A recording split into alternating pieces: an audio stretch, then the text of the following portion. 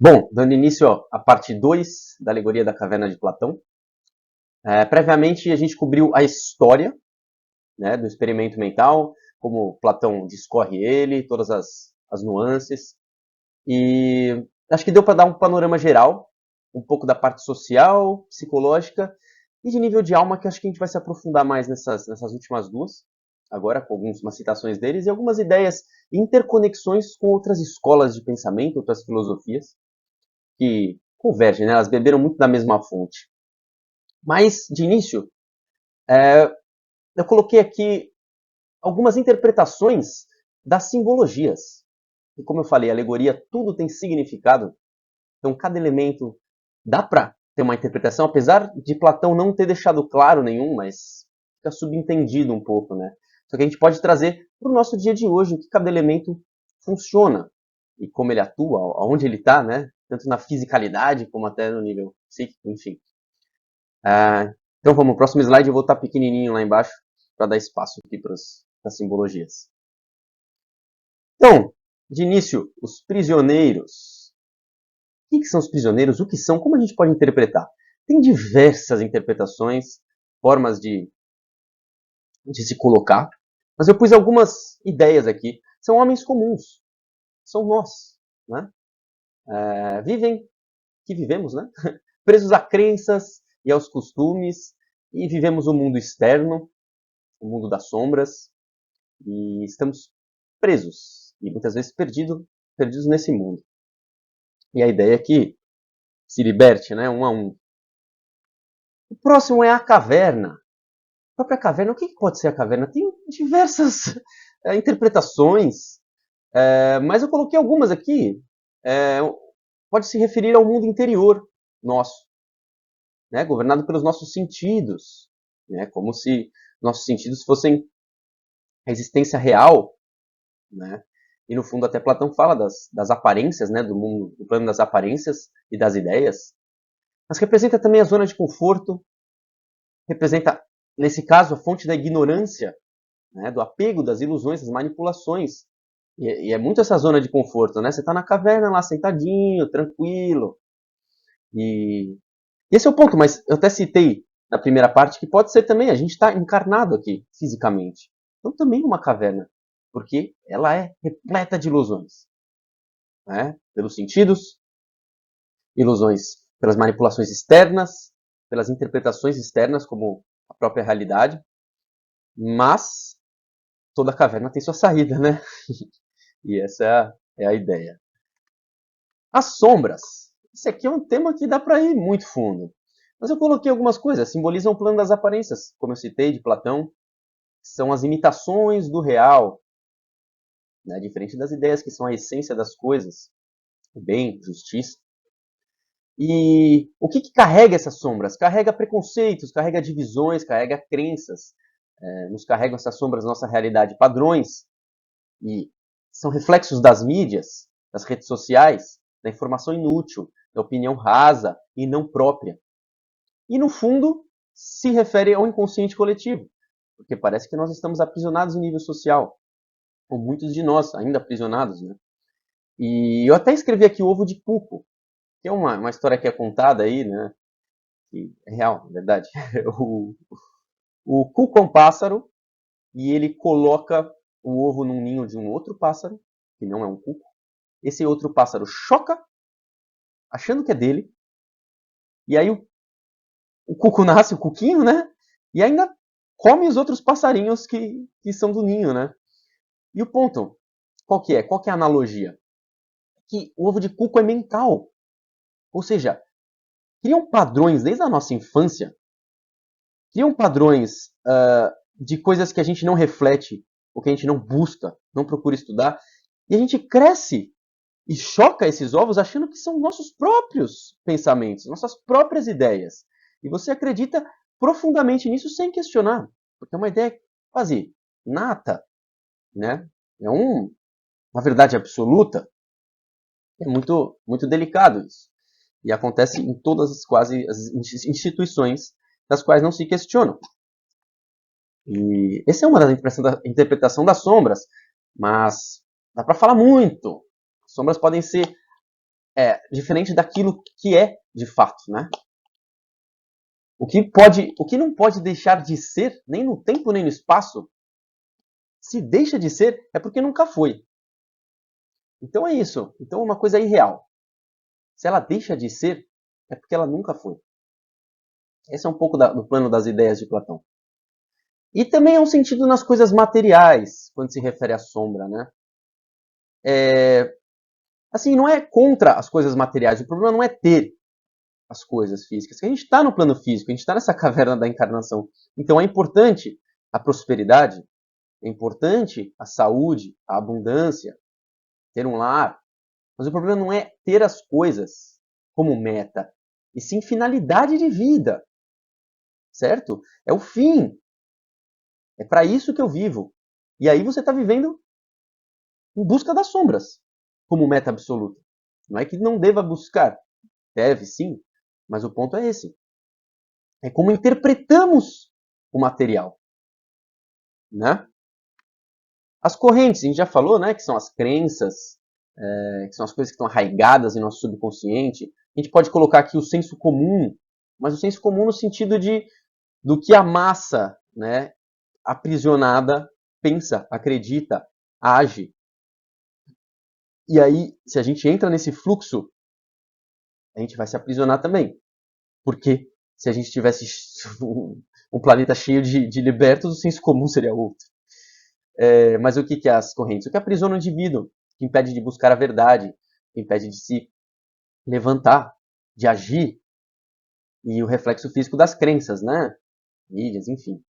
E é isso, as crenças elas são muito profundas, elas podem ter crenças de culpa, pode ter crença e contratos, entre aspas, de não prosperidade, de não capacidade, de segurança. Enfim, tem diversas crenças. E elas podem advir de vários locais, né? De várias nuances. Mas enfim. Mas qualquer uma que seja, pode ser uma corrente que está te aprisionando. Certo? As crenças negativas, né? A fogueira. A fogueira gera as ilusões da caverna, né? Pode ser interpretado também como o fogo dos desejos, que prende o homem à busca cega materialista que só existe na caverna. Que esse é o problema da matéria. A finalidade da sua vida é ser status, pertencimento, acúmulo como objetivo, inércia reflexiva, né, de reflexão, de autorreflexão, de autoanálise, de autoobservação. E você vai ficar correndo no mesmo. É igual essa imagem aqui, ó, do burro, que eu coloquei aqui, correndo atrás da cenoura, né? E aí carrega aqui a televisão, o celular, enfim. Tudo que faz ele acreditar que ele vai chegar nessa cenoura como objetivo de vida. E uma hora, infelizmente, muitas vezes no fim da vida, você olha e fala, putz, não era isso. Mas esse é o ponto. O fogo também da fogueira, né? Ele carrega para mim também o primeiro despertar, né? De você perceber que as ilusões estão sendo projetadas por esse algo. E você vê esse algo de forma diferente, não negativa. Ele é apenas o fogo. Agora o problema é como se utilizam desse fogo. E aí entra os amos da caverna, que são aqueles seres que nos manipulam. Que manipulam tanto em parte social, quanto em parte psicológica, de subconsciente, e até em conceitos de alma, que aí dá para se aprofundar muito mais, que será no próximo slide aqui algumas ideias sobre isso. Mas o ponto, os amos da caverna, eles também são prisioneiros. Eles também estão lá presos. Mas não por ignorância, como os próprios prisioneiros, né? Mas sim por ambição. Eles estão lá para manipular. E no fundo são reféns dessa própria ignorância de manipulação dos outros. Eles incitam que os prisioneiros são livres. Isso que eles querem incitar, né? Porque eles podem debater, podem conversar, ter opiniões, entre aspas. E tentam sempre gerar uma nova onda de sombras, ou debates, ou modas, ou programas. E quem são esses amos? Em nível físico, eu coloquei só algumas imagens. Para quem já está familiarizado, isso aqui é só uma simbologia, né? Mas a nova ordem mundial, do governo oculto, está por trás de todo o movimento financeiro do planeta. E eles que controlam no fundo, né? Follow the money. Segue o dinheiro que você vai achar quem são alguns desses. Mas são um pouco ocultos, né, como o nome sugere. Mas enfim, eles são a parte mais profunda da manipulação. Mas aqui eu coloquei a NASA. Mostra o que quer, quando quer, do jeito que quer. Um monte de serviço secreto. Aqui, né, não preciso nem comentar. Reportagens, notícias que tentam sempre colocar negatividade, medo, insegurança. Instagram, né? Depende de como você usa a ferramenta. É isso. Como que você usa, como você interpreta aquilo. Você lê um jornal imparcialmente ou se você entra no próprio, na própria energia e frequência do medo, da guerra, do desastre. Eis a questão. É tudo como você sente. Tudo se refere a seu interior. Mas essas são formas de manipular o interior de quem não está consciencioso, né, consciente das amarras, né, quem está lá assistindo o Jogo das Sombras. E coloquei o último aqui, né, que é a dualidade política, dualidade ideológica, e uma das formas dos amos controlarem é dividindo, né? Dividindo a gente cai e junto a gente prospera, né? E se você colocar um assunto de política, religião, não vai ter um senso de reflexão, né? Vai ter apenas a minha ideia contra a sua ideia e não chega a lugar nenhum. Só divide famílias, amigos. E no fundo são controlados.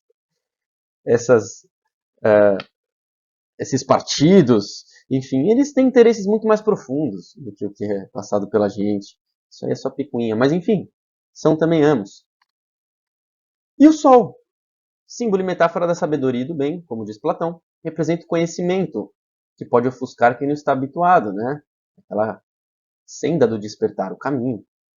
Só a verdade ilumina tudo aquilo que existe e dá origem ao conhecimento, que pode incomodar quem não está pronto para escutá-lo, né? Ou para senti-lo, melhor dizendo. Mas enfim, essas são só algumas das interpretações. E vocês podem não concordar com alguma delas, tá tudo bem. Isso daí são minhas e de alguns textos que eu li, enfim. Mas é o que ressoou um pouco. Mas dá para falar muito de cada uma, dá para fazer só um vídeo sobre cada uma delas, né? Se aprofundar. Mas enfim, vamos seguir para uma reflexão mais profunda. Então, filósofo, voltando agora às ideias platônicas. O filósofo. Quem é o filósofo para Platão? É quem tem amor pela sabedoria. Isso também é o que significa filosofia, né? E é aquele cara que foi, questionou, entendeu algumas coisas e trouxe até de volta para a caverna, né? Como se segue o mito. Esse tem amor pela sabedoria mesmo e por passar, né, o que aprendeu de fato. Aí vem uma frase muito interessante de Platão que eu acho que é no livro 7, né, na Alegoria da Caverna, que eu acho que é assim direta. Se interpretar a subida e o exame das coisas acima como a ascensão da alma ao inteligível, você terá entendido o que eu quis transmitir. Isso é a frase de Platão. E aí você fala, uau, né? E essa questão de ascensão da alma, eu fiz muitos links com muitas outras escolas, com muitas outras ideias. Mas eu vou trazer uma aqui, que é a do gnosticismo. Porque o gnosticismo ele tem uma parte que fala da ascensão da alma, né? De Sofia, né, no caso, em direção ao bem, né? Ao Cristo cósmico, no caso, né? Ao pleroma. Mas eu vou explicar um pouco mais o que é o gnosticismo, né? Resumo do resumo. Gnosticismo poderia ser resumido como a libertação do ser humano através do conhecimento interno, da gnose. Né? Então, o conhecimento é a base do gnosticismo, mas é um conhecimento experiencial, né? Conhecimento profundo, sentido. Ele que já foi comentado aqui. E não uma obediência externa a dogmas ou autoridades ou algo que não se pode refletir, se aprofundar, né? E aí existem várias linhas de gnosticismo, tem setiano, místico, cristão, enfim. Mas falando um pouco do cristão, só para explicar da onde que surgiu, né, também esse nome gnóstico. Ele surgiu posterior, né? Mas existiu o Concílio de Nicéia, em 325 depois de Cristo. Quem fez isso foi Constantino. E o que é esse concílio? Ele chamou, né, os seus sacerdotes, lá o clero, o alto clero, e falaram: a gente tem que definir o que será a Bíblia. Quais textos farão parte da Bíblia? E tinham N textos. E eles selecionaram, de acordo com suas ideias, né, e propósitos, e tiraram vários outros. Falaram: não, esses daqui não. Esses não fazem parte da Bíblia. Esses não são textos sagrados. E também definiram diversos dogmas, 43 dogmas foram decididos, não só nesse concílio, né, mas tiveram vários. E aí botaram esses textos numa ordem cronológica. A gente também não sabe o quanto foi alterado, o quanto foi mal traduzido, porque os textos eram escritos em aramaico antigo, em hebraico antigo, em grego antigo, e a tradução é muito delicada disso. Mas, enfim, o ponto de tudo é que após o decidido, né, de quais textos fariam parte da Bíblia, começou a nossa querida Idade Média, né? Ela veio assim, uns anos depois disso. Por quê? Porque começaram a queimar tudo. Começaram a queimar todos os textos e até pessoas que eram hereges, eram considerados hereges, ou seja, não seguiam o que foi pré-estabelecido por eles, por esse concílio. Mas assim, tem muitas ideias ao redor do mundo, por exemplo, o hermetismo, misticismo egípcio, enfim. E existiam esses outros textos que mesclavam tudo isso e que eram, entre aspas, originalmente ligados com o que seria a Bíblia, né?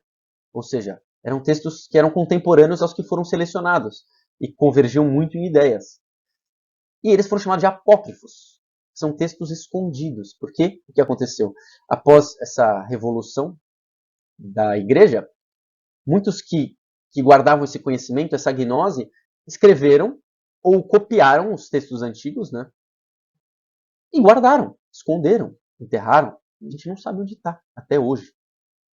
Só que em 1945 foi encontrado em Nag Hammadi, no Egito, chamado de Biblioteca de Nag Hammadi, vários textos que são contemporâneos aos textos da Bíblia, os textos originais da Bíblia.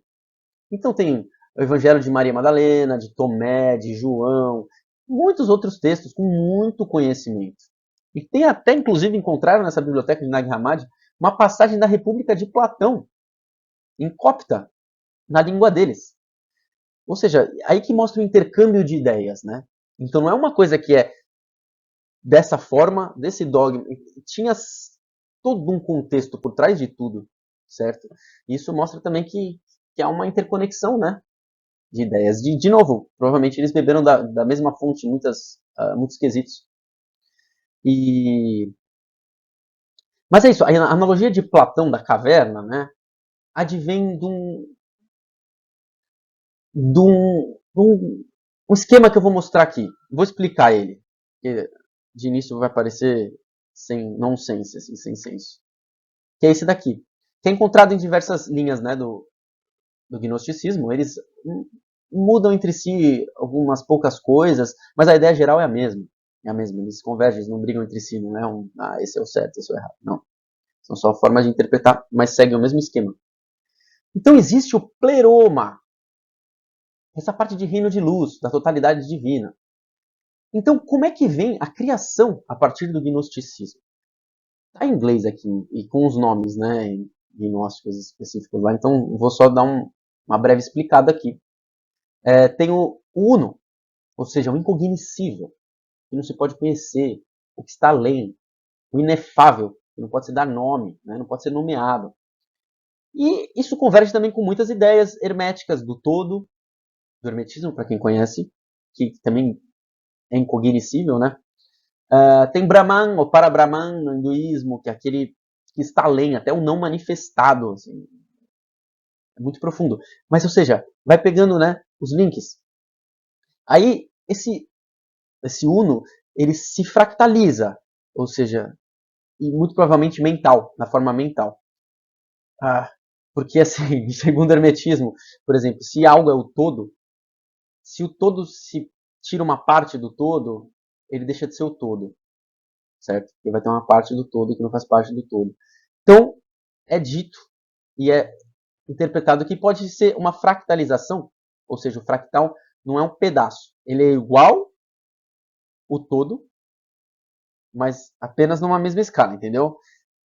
Então, ou seja, eu pego um pedaço do todo, só que não é um pedaço, porque se eu olhar nesse pedaço, ele vai conter o todo. Isso é holografia.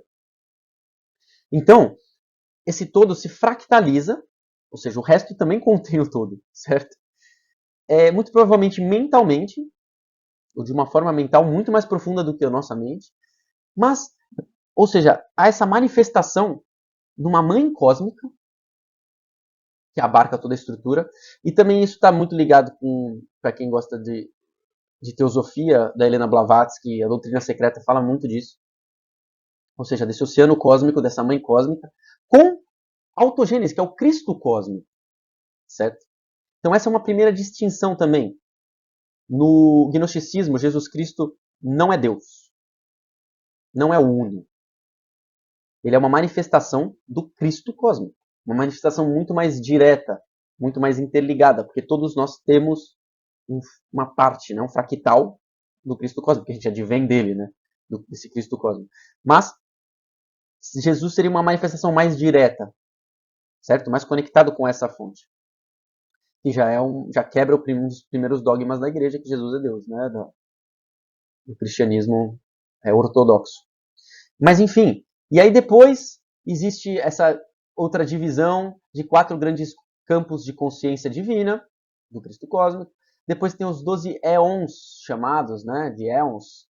São como se fossem campos da mente divina. De novo, mente, né, ser interconectada, que é aquela ideia do hermetismo. Então tem esses 12 éons. E o 12º é Sofia. O que é Sofia? Sabedoria. Né? E aí que se desdobra a ideia que eu quero colocar.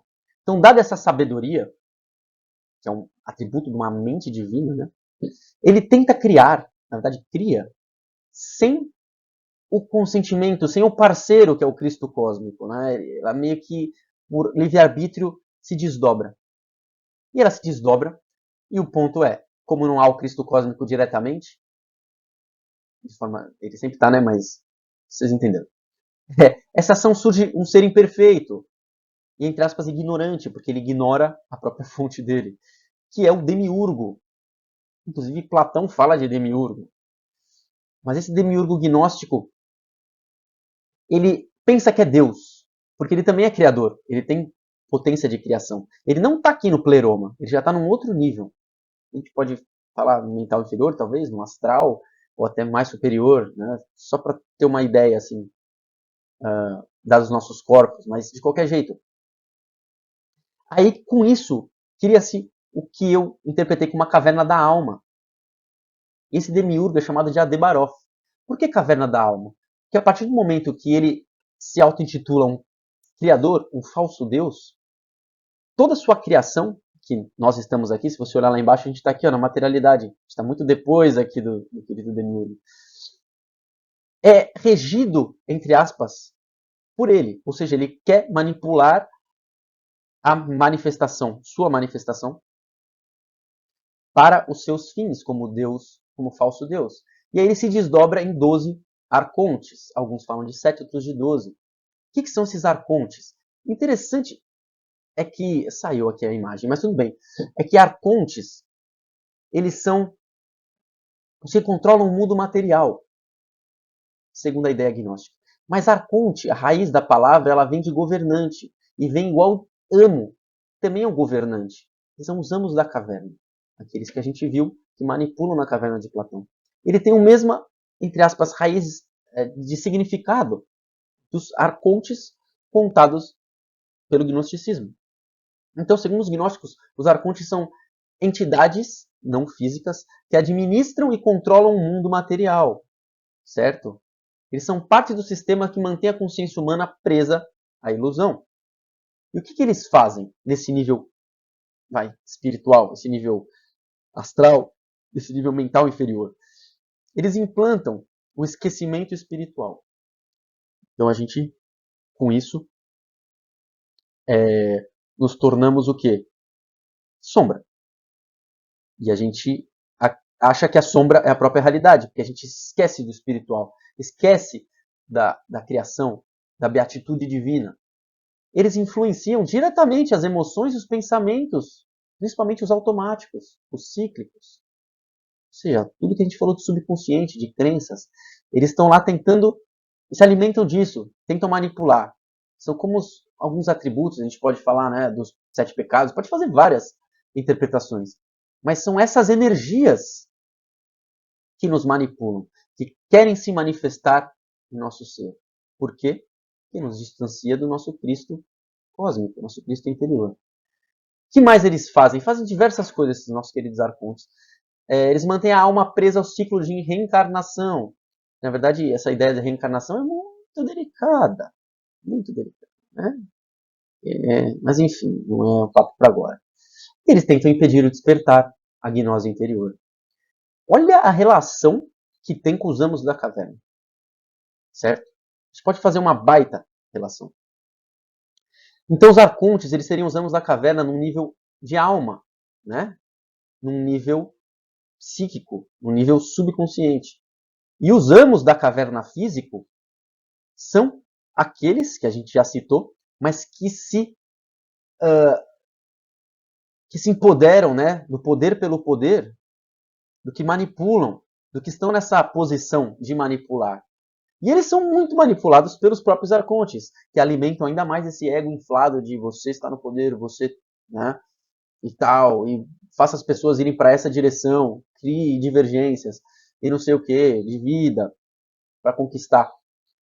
E esse é o ponto. Então, é uma baita analogia. E os dois, esses amos físicos, esses amos astrais, esses arcontes, eles projetam sombras na nossa mente. Véus de separação e ilusão na própria alma. Então, cada vez que isso vai se incrustando, vai colocando véus sobre nós, entre a sua comunicação interna. E, eu achei lindo isso. É uma relação que para mim é fantástica. E se aprofundem no gnosticismo, tem muito, dei uma breve pincelada aqui, enfim. Mas seguindo, aqui eu já cliquei, né? Tinha saído da imagem. Mas não se interessam mais pelo senso comum. O senso comum, aquele que eu citei, né? O filósofo, voltando agora, né? Não se interessa mais pelo senso comum. Ou seja, o que a massa, o que os prisioneiros têm como senso, né? Já não faz mais sentido. Mas eles se voltam à ignorância, mesmo não fazendo sentido, pelos seus próprios companheiros, pela sabedoria disseminada. Aqui vou colocar 2 frases de Platão que eu achei matadora também. Isso é Sócrates falando para Glauco, né? Como já um prisioneiro liberto. Vos educamos melhor e de modo mais profundo do que eles, os presos. Devereis descer, portanto, cada um por sua vez, à morada dos outros e vos acostumar a enxergar nas trevas novamente. Quando estiveres habituados, havereis de enxergar 1000 vezes melhor do que aqueles lá embaixo, e havereis de compreender o que vem a ser e o que pode representar cada uma das sombras. E já havereis visto a verdade com relação ao belo, ao justo e ao bom. Sensacional, né? E essa outra é uma advertência de Platão que ele colocou, que eu também achei muito boa, tocou bastante aqui. No entanto, um homem sensato lembrar-se-á de que os olhos podem ser perturbados de 2 maneiras e por 2 causas opostas. Pela passagem da luz à escuridão, da sabedoria à ignorância, ou seja, quem veio lá de cima e entrou na caverna de novo, e pela escuridão à luz, ou seja, quem está aprisionado e está enxergando a primeira fagulha, né, da faísca da fogueira, também estará cego. Tendo refletido que o mesmo se passa com a alma. Então isso é muito profundo. Às vezes a gente vê pessoas que não enxergam direito, mas talvez eles sejam grandes sábios, ou então estejam se despertando. E muitas vezes se a gente julga isso, provavelmente a gente é o prisioneiro que está sentado, né? Indo dos outros. Mas enfim, muito profundo.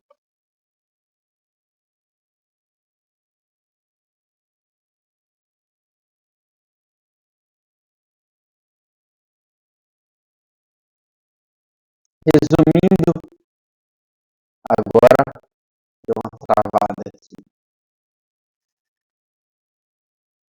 Só um breve resumo. Então, Platão quis dizer, no fundo, que é a subida da alma para o mundo inteligível. Essa é a alegoria da caverna. Se refere, no fundo, a isso. O caminho da caverna como interno, certo? Então, esse é um ponto também que a gente fica pensando, né? Esse se liberta da corrente, mas é uma coisa muito interior. No sentido da reflexão, no sentido do autoconhecimento.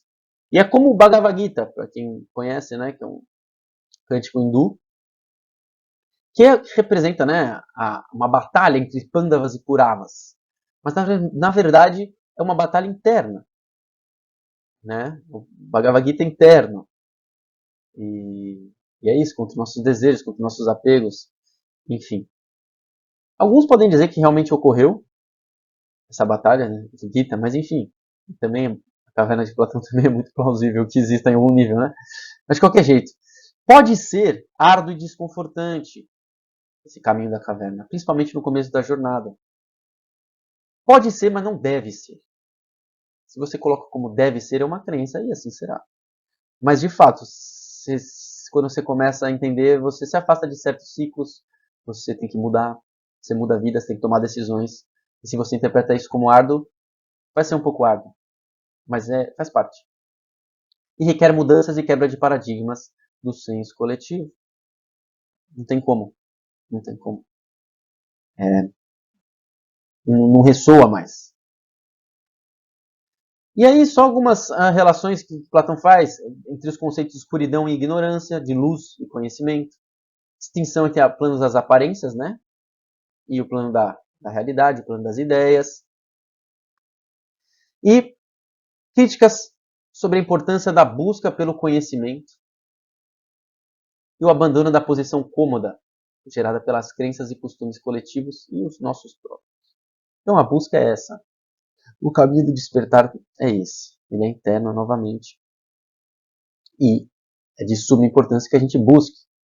Busque locais para estudar, busque refletir isso internamente, do que foi aprendido. Se a gente tem uma verdade inflexível, procure a oposição. O que o oposto está falando? Não que você tenha que absorver o que... vamos quebrar tudo que eu acredito. Não, mas escuta, qual é a ideia da pessoa? Pode ter partes muito interessantes, né? E de se entender, né, o porquê, o como. Enfim. Aqui é só uma imagem para mostrar novamente a área da ilusão, aqui das sombras do espetáculo, a área da crença, que já está no cara, já está nos amos da caverna, que estão manipulando. A área da razão, foi como eu falei, a fogueira, né?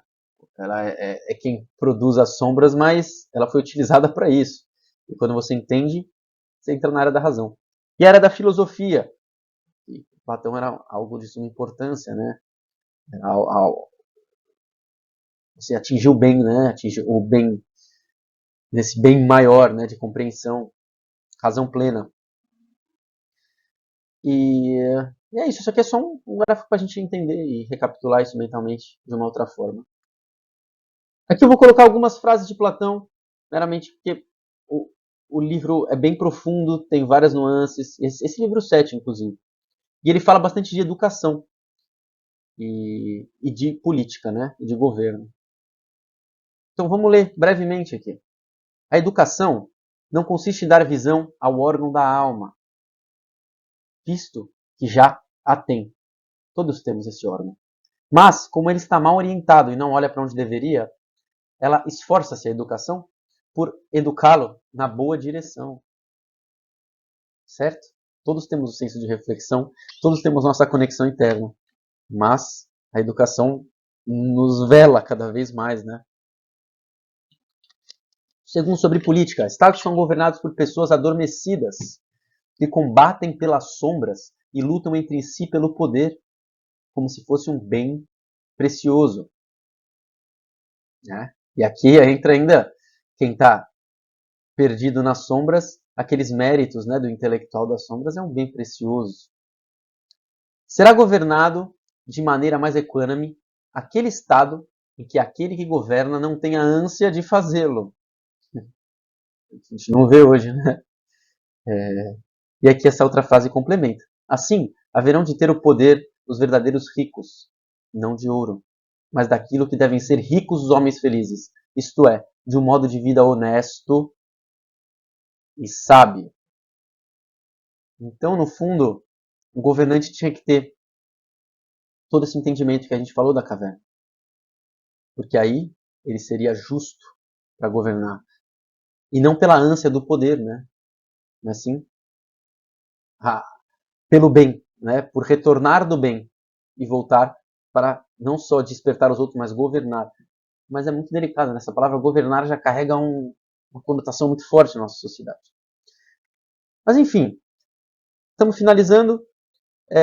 Esse livro 7 ele fala de faculdades para levar o homem à luz, depois, né, da alegoria da caverna. Fala sobre matemática, geometria, astronomia, música. Platão dá várias delongas e discursos sobre isso, né?